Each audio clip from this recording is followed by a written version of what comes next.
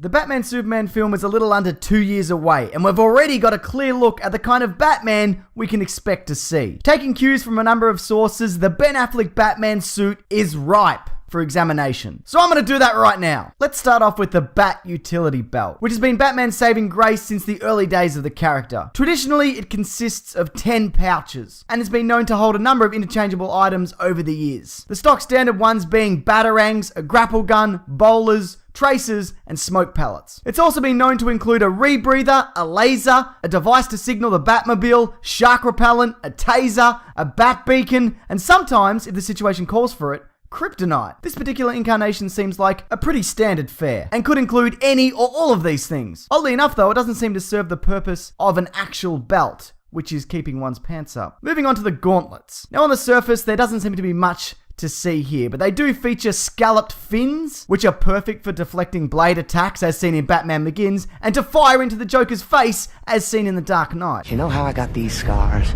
No, but I know how you got these.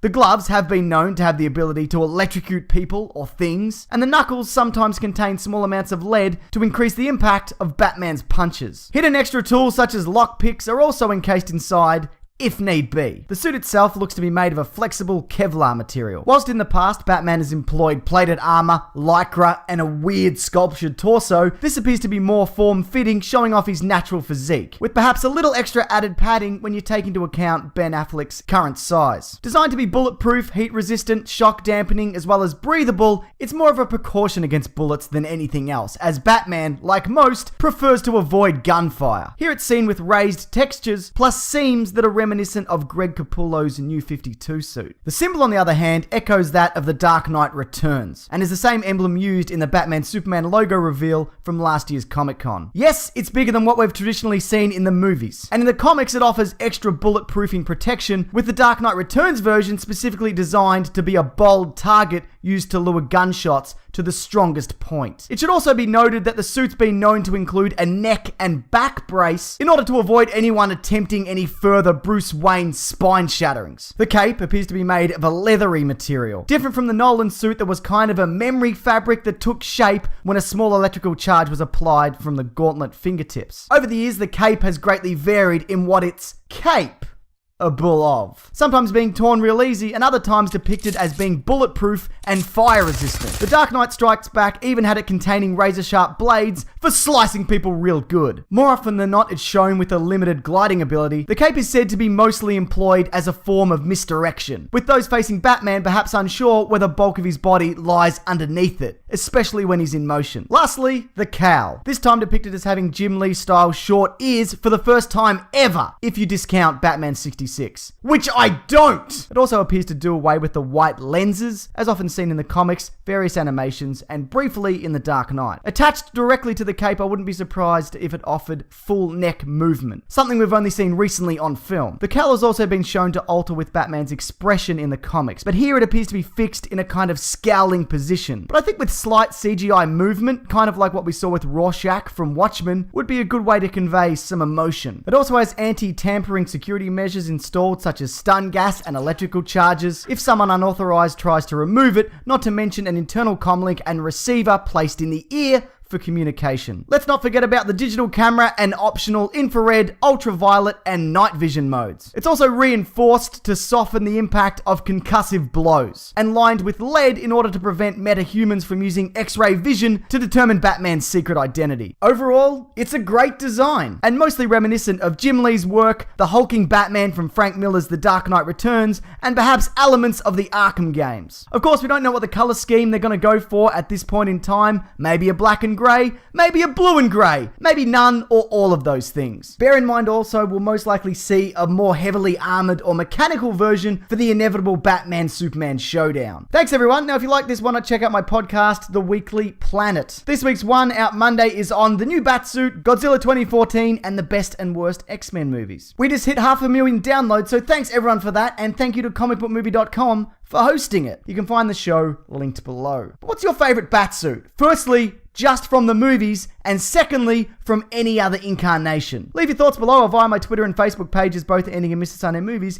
if you have anything you'd like to say about that. Thanks everyone, take care.